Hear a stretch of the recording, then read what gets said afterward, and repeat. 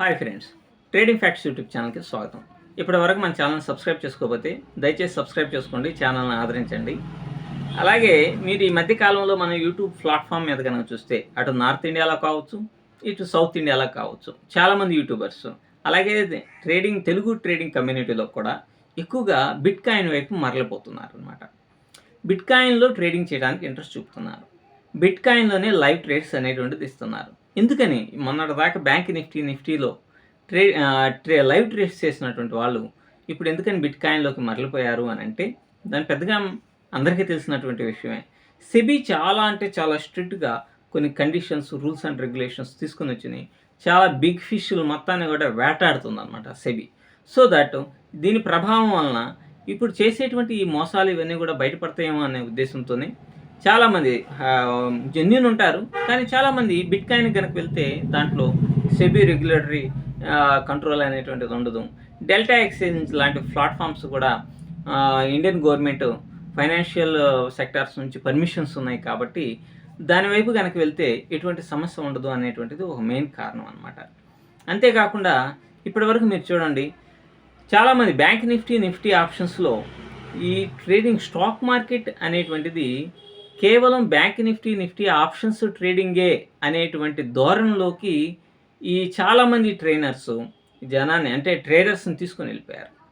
So ఇప్పుడు ఈక్విటీలో trade చేయాలంటే చాలా కష్టంగా ఉన్నది. ఎందుకంటే అంత ఓపిక, అంత సహనము, అంత డిసిప్లిన్ అనేటువంటిది ఈక్విటీలో ట్రేడింగ్ చేయడానికి ట్రేడర్స్ దగ్గర ఉండటం లేదు.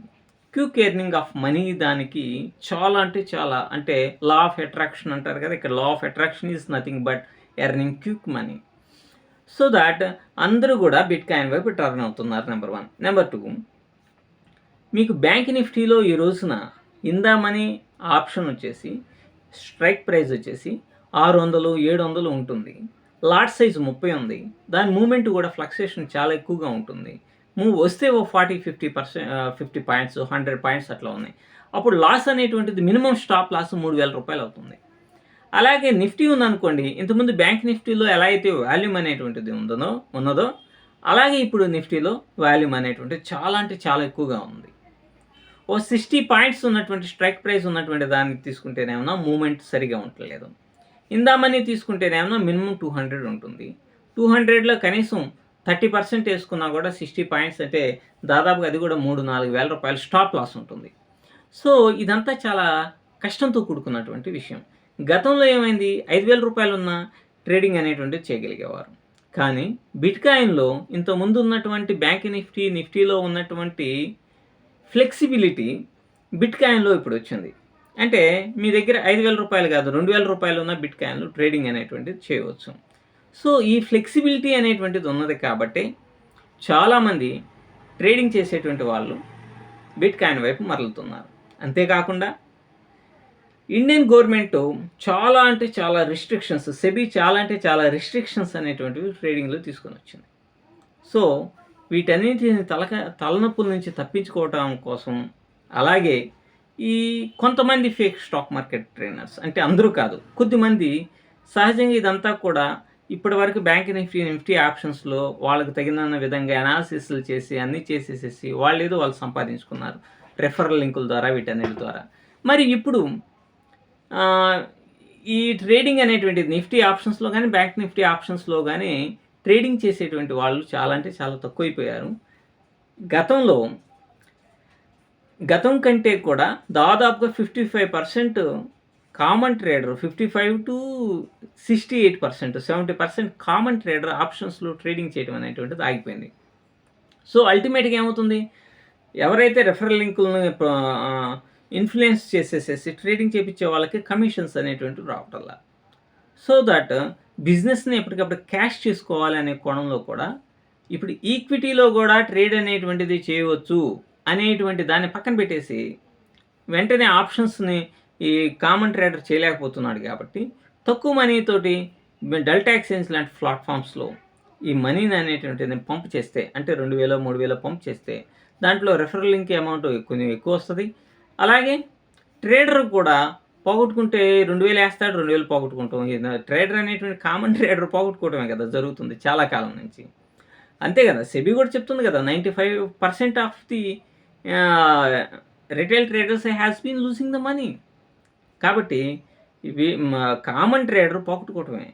కాబట్టి ఆ పోగొట్టుకునేది ఏదో బ్యాంక్ నిఫ్టీలో 10,000 కంటే కూడా డెల్టా ఎక్స్చేంజ్ లాంటి ప్లాట్ఫామ్స్లో బిట్ కాయిన్ లాంటి వాటి కనుక వెళ్తే కనీసం ఒక 2,000 3,000 పోతాయి అంతే కదా అనే కోణంలో కూడా టర్న్ అవుతారు. సో దీనన్నింటినీ క్యాష్ చేసుకునే విధంగా ట్రైనప్ ఇచ్చేటువంటి వాళ్ళకి కానీ, ఇన్ఫ్లుయెన్సర్స్ కానీ వీళ్ళందరూ కూడా కామన్ ట్రేడర్ని ఇంపాక్ట్ గురి చేస్తున్నారు. కాబట్టే ఈ మధ్య కాలంలో ఇండియాలో ఇండియన్ ట్రేడర్స్ చాలా అంటే చాలా ఎక్కువ మంది, some percentage has been increasing అని కూడా చెప్పారు. అది డెల్టా ఎక్స్చేంజ్ అందరికీ బాగా తెలిసిపోవటం, వీళ్ళందరూ కూడా ఇన్ఫ్లుయెన్సర్స్ ఎంకరేజ్ చేయటం వీటి కారణంగా బిట్ కాయిన్లో ట్రేడ్ చేసేటువంటి వాళ్ళ గతంతో పోలిస్తే 300% వరకు పెరిగారు అని చెప్పేసి కొన్ని సెన్సెసెస్ చెప్తున్నాయి.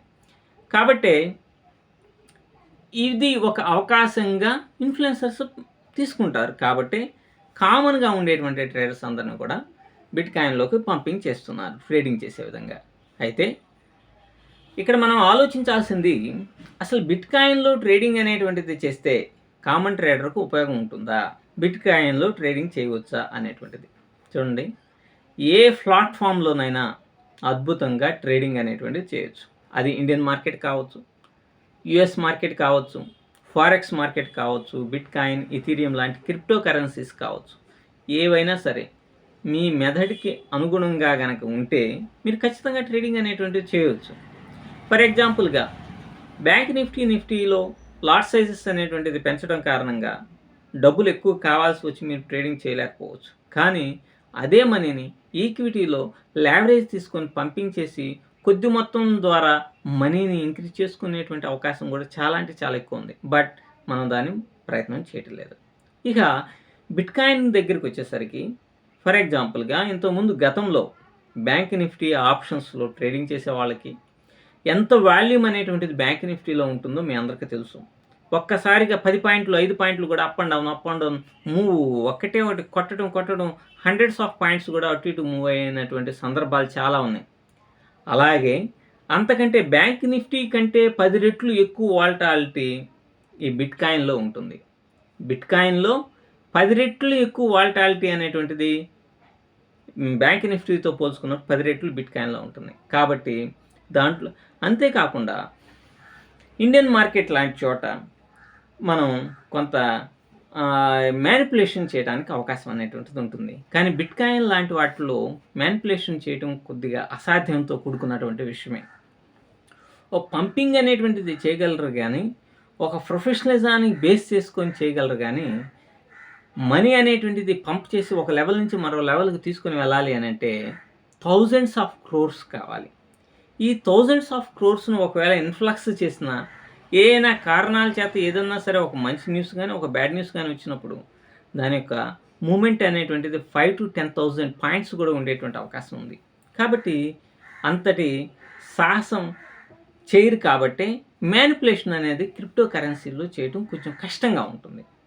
కాబట్టి అవి ఏం చేస్తాయి, ప్రైజ్ యాక్షన్కి అనుగుణంగా ప్రయత్నం అనేటువంటిది చేస్తాయి, మూమెంట్ అనేటువంటిది. అలాగే ఏదైనా సరే మీ దగ్గర ఒక కాన్సెప్ట్స్ కనుకుంటే ఆ కాన్సెప్ట్స్ని బ్యాక్ టెస్ట్ చేసుకున్నప్పుడు ఫ్యూచర్లో సేమ్ కాన్సెప్ట్ని ఇంప్లిమెంటేషన్ చేసేటప్పుడు బ్యాక్ టెస్ట్ చేసుకున్నప్పుడు ఎంతైతే సక్సెస్ రేట్ ఉంటుందో ఫ్యూచర్లో మీరు టెస్ట్ చేసేటప్పుడు అంతే సక్సెస్ అనేటువంటిది ఉంటుందంటే ఎటువంటి సందేహం లేదు.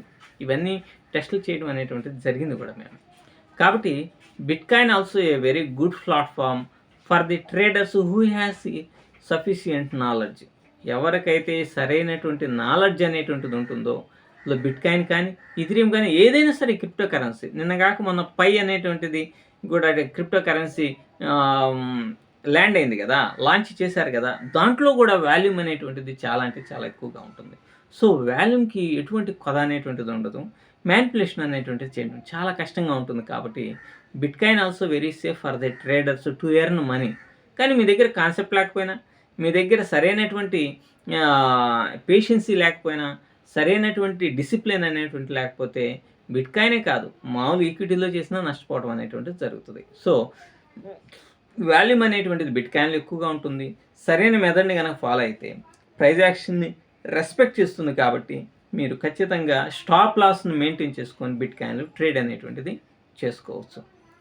సో ముందు ముందు ఎక్కువ మంది కూడా బిట్కాయిన్కి టర్న్ అయ్యేటువంటి అవకాశాలే చాలా ఎక్కువ ఉన్నాయి ట్రేడింగ్ చేయడానికి. Thank you.